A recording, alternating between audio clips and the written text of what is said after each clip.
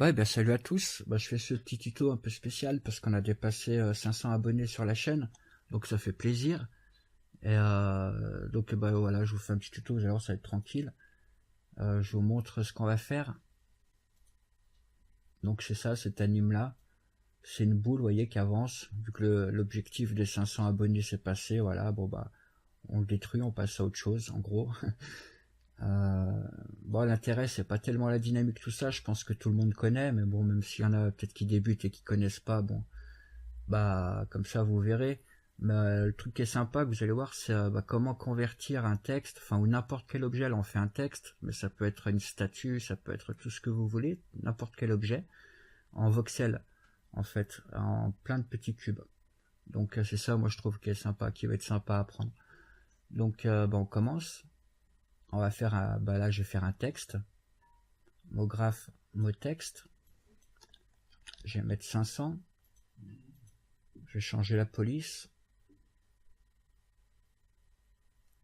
Je vais prendre bah, Helvetica. Je vais augmenter un peu son épaisseur. On va le centrer. Donc pour convertir le texte en voxel, bah c'est un peu comme on a fait au précédent tuto. En fait, il ne faut pas de n-gone, donc il faut qu'on fasse que des quadrangles partout. Donc si on regarde le maillage, voilà, bon là il y a bien des quadrangles, mais on va subdiviser quand même pour avoir des voxels. Donc je rajoute des subdivisions ici. Voilà, j'en rajoutais 4. Donc mettez le nombre que vous voulez. Je mets même 5. Et pareil, donc il faut subdiviser la face avant et la face arrière. Donc on va dans couvercle, n-gone, je mets quadrangle et on active la grille de découpe. Par contre le 5 ça me l'a pas subdivisé. Ah ouais, dans objet, à la place d'adaptative, on va mettre uniforme. Voilà, comme ça c'est un peu mieux.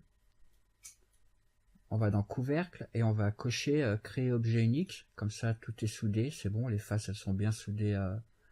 Et on convertit le texte en objet. On clique en haut à gauche ici. Du coup ça a créé tout ça. On sélectionne tout. On fait clic droit. Sélectionner les connecter les objets plus supprimer. Voilà. Je vais le renommer en texte. Et on va l'exporter. Fichier. Exporter en OBJ. Donc je vais l'appeler texte. Bah, texte de base. Je fais enregistrer. On va pas prendre les matériaux. On fait OK. Maintenant on va sur internet. On va écrire voxeliser, V-O-X-L-E-I-Z-E-R. On fait entrer. Et le site c'est drububu.com. On va dessus. Et donc là on a un exemple. En fait un torus, voilà, voxeliser ça donne ça. On peut importer ici Open Files. On peut importer notre objet. Skip texture. En fait on n'a pas de texture donc on peut cliquer sur skip texture. Et voilà. Ça a voxelisé notre texte. Donc du coup là la résolution elle est à 24, donc ça donne ça, mais on peut réduire, augmenter la résolution, du coup ça réduit la taille des voxels, vous voyez. Et là vous voyez le nombre de voxels, donc si ça peut vous servir aussi si vous voulez beaucoup de voxels ou pas beaucoup de voxels, vous pouvez regarder ici le total. Donc moi je vais mettre ouais, je vais monter à 60 et ça ira bien, ça fait déjà beaucoup. Voilà, 60, ça fait qu'il y a 4000 voxels à peu près. Donc voilà ce que ça donne. Et ici, on peut régler l'épaisseur entre les voxels, vous voyez, le jour qu'il y a. Donc, suivant ce que vous voulez, des fois, c'est sympa. Là, pour l'exemple, moi, je vais mettre à 1. Je vais pas mettre de jour, en fait, je vais faire que... Là, il y a quand même les cubes, ils y sont. Hein. On dirait que c'est une face unique, mais c'est quand même tout quadrillé. On verra après dans Cinema 4D. Donc, moi, je vais mettre comme ça, c'est bon. Et puis, bah, c'est tout. Si, par exemple, parce qu'au maximum, on peut mettre que... Bah, je vous le fais voir, 128 voxels, vous voyez. On peut pas aller plus, mais peut-être si vous importez un être humain ou quelque chose, un objet, 128 voxels, ça va être pas assez. Donc là, c'est écrit, si vous voulez plus de résolution, bah juste vous collez, vous copiez ça. Donc ce qu'il y a entre les guillemets, vous prenez pas les guillemets, faites copier et vous le collez ici dans la barre d'adresse juste après OBJ. Voilà. Et vous faites entrer, ça va recharger la page et vous pourrez monter à plus de 256. Là je vais pas le faire parce que sinon il faut que je recharge tout. Donc je laisse comme ça. On exporte, on clique sur Save OBJ As, enregistrer. Donc ça nous l'a mis là, il s'appelle texte de base 1. Voilà, il est là. On va l'importer dans Cinema 4D. Donc c'est celui-ci, je le fais glisser. On va pas prendre de matériel, on fait OK. Donc voilà ce que ça donne. Je vais le poser sur le sol. Je vais l'agrandir un petit peu parce qu'il est un peu petit. Coordonnées, je vais mettre 5 partout en échelle. Voilà, un peu plus gros. Donc on va afficher le maillage. Voilà, donc c'est ce que je vous disais, il y a quand même tous les cubes, hein. Même si on aurait cru que c'était une grosse face. Et ce qu'on va faire, on va juste annuler la triangulation. Donc on va dans maillage, commande, annuler la triangulation. Du coup on n'a que des quadrangles. Et puis bah c'est bon, on peut le masquer maintenant. Quoique je vais l'afficher 2 secondes. On va faire un cube. On va modifier sa taille, donc dans objet. Je vais mettre 5 partout pour voir. Voilà, faire en sorte que le cube il fasse à peu près la taille d'un cube ici aussi, donc c'est à peu près ça, c'est bon. On peut faire un, donc je vais masquer notre objet texte, je vais l'appeler texte. Hein. On va prendre un cloneur, cube. On aurait pu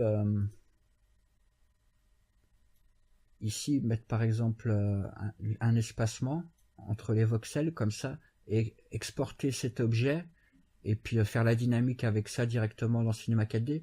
Mais ce qu'il y a, c'est qu'en faisant comme ça avec un cloneur, je vais vous montrer l'avantage. C'est que là, du coup, je vais ressortir le cube du cloneur. C'est que notre cube, on peut l'éditer vraiment comme on veut, quoi. Par exemple, on peut ajouter un biseau. Je vais mettre 0,5. Et là, vous voyez, il y a 5 subdivisions, mais comme on va le cloner partout sur le texte, ça va faire beaucoup de polygones en plus. Donc subdivision, moi je mets 1. Mais si vous voulez laisser 3 ou 5, c'est vous qui voyez, hein, c'est pas un souci. Mais là, moi, pour pas, déjà que ça va ramer, je suis sûr. Mais donc, moins ramer, je fais ça. On le convertit en objet. Je vais sélectionner toutes les faces. Donc ici, sélection par face. Je sélectionne la face là. Au-dessus. Celle-ci et celle-ci. Donc avec Shift enfoncé, vous pouvez sélectionner plusieurs... vous laissez Shift enfoncé, puis vous pouvez sélectionner plusieurs faces. Voilà. On va faire clic droit, extrusion interne. Donc c'est juste pour vous montrer un exemple. Après, vous faites comme vous voulez. Voilà, je fais une petite extrusion. Je réduis un peu sa taille. Vous voyez, ça rentre un peu dedans. On peut refaire clic droit, extrusion interne. Voilà, puis maintenant ressortir, pourquoi pas. Bon. Et sur ça, on va appliquer un matériel. Donc on double-clique. On applique un matériel. Du coup, ça l'a appliqué que là où c'est qu'on a fait nos extrusions internes. Tout le reste, voilà, c'est comme ça. On peut faire UI pour inverser la sélection. Et le reste, je vais le faire en noir. Donc je fais un matériel noir. Ici, je me mets tout en noir. Dans couleur. Et puis, peut-être baisser un peu les réflexions. Je vais mettre 35. Et 20, c'est bon. Et on le met dessus. Du coup, pareil, il n'y a que du noir si je clique à côté, vous voyez. Il y a les faces là qui sont blanches et tout le cadre, on va dire, qui est noir. Donc c'est bon. On peut mettre le cube dans le cloneur, c'était juste pour vous montrer ça. Le cloneur, je vais remettre affichage ombrage de gros. le cloner, on va le paramétrer. Donc mode, on va mettre objet. Répartition, ouais, c'est bon. On va mettre notre texte dans objet ici. Par contre, avant ça, je vais cliquer sur le cloner et cocher rendre des instances. Donc là, j'ai mis le texte. Répartition sur les points, on va mettre surface.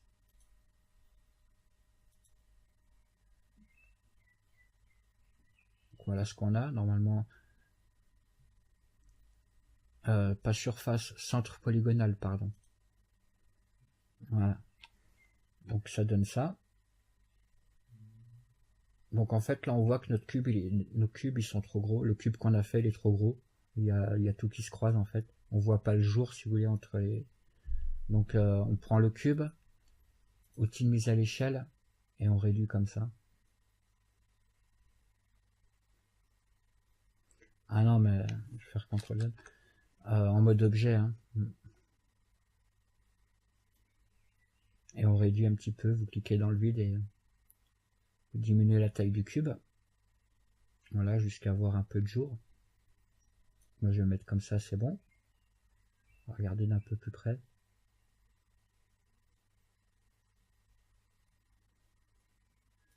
On va réduire encore un tout petit peu. Voilà. Donc ça c'est bon. Bah maintenant il ne reste plus qu'à faire l'animation, à la dynamique. Donc on va faire un sol. Une boule. La boule, juste type, je vais pas mettre standard, je vais mettre icosaèdre. Maillage il est un peu mieux. Et bah, la boule on va la mettre sur la gauche. Un petit peu en hauteur.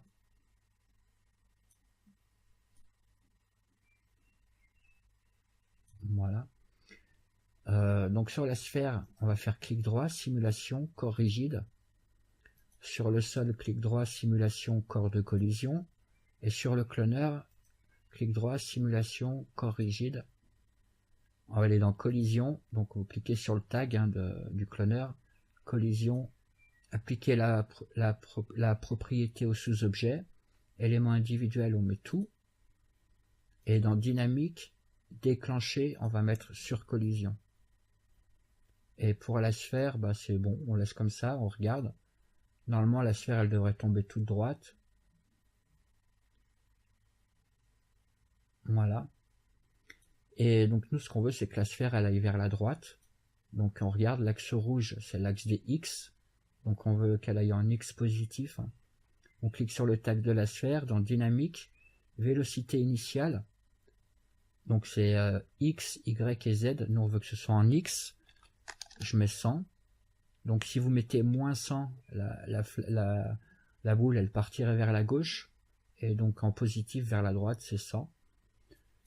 Et donc si vous voulez qu'elle parte très vite, vous mettez 1000, etc. Et on va ajouter une petite force ici, de 360. Du coup si on fait play,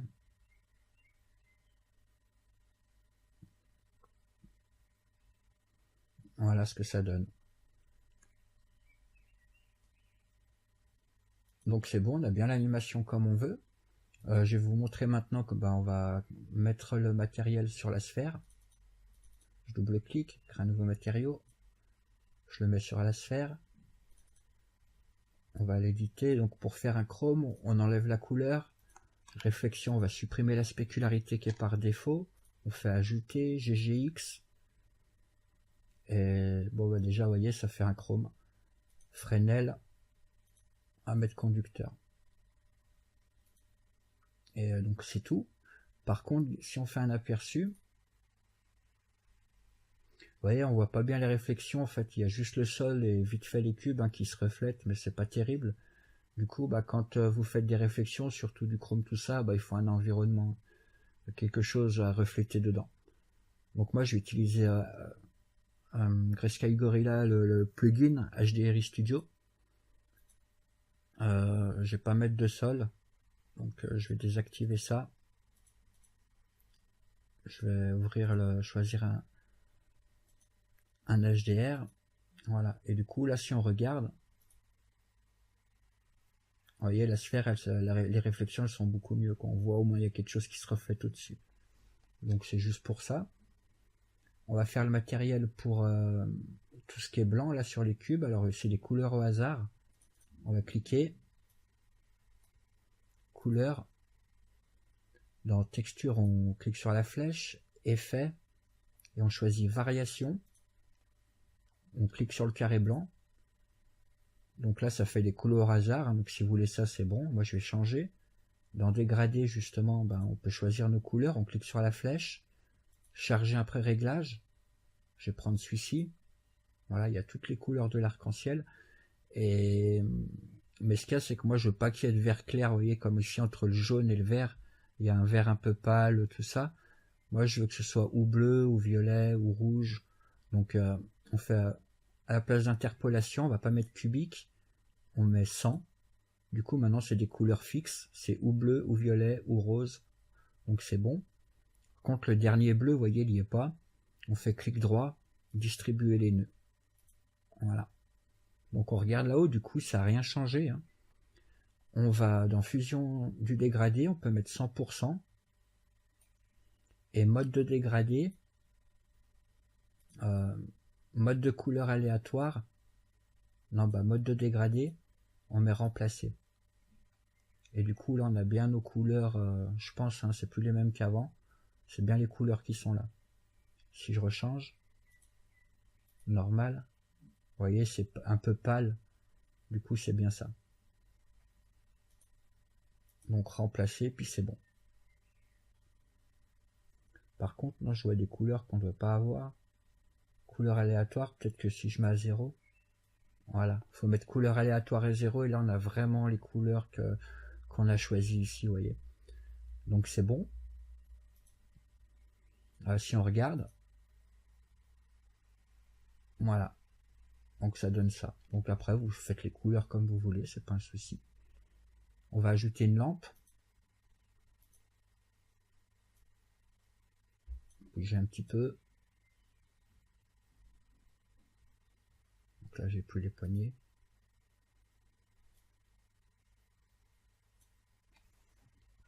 Je vais désactiver 2 secondes le cloneur parce que...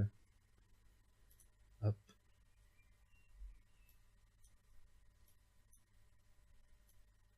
Faire comme ça. On clique sur la lumière. On va mettre ombre. Après, vous mettez comme vous voulez. Moi, je mets surfacique. Détail. Atténuation, je vais mettre carré inverse. Et la taille de la lampe, je vais mettre 50 par 50. Voilà. Rayon du déclin. Je vais peut-être réduire un petit peu. Comme ça. On réaffiche tout pour voir.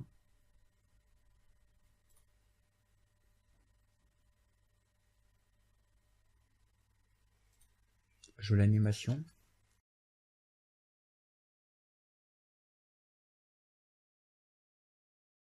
Voilà, donc on va voir ce que ça donne.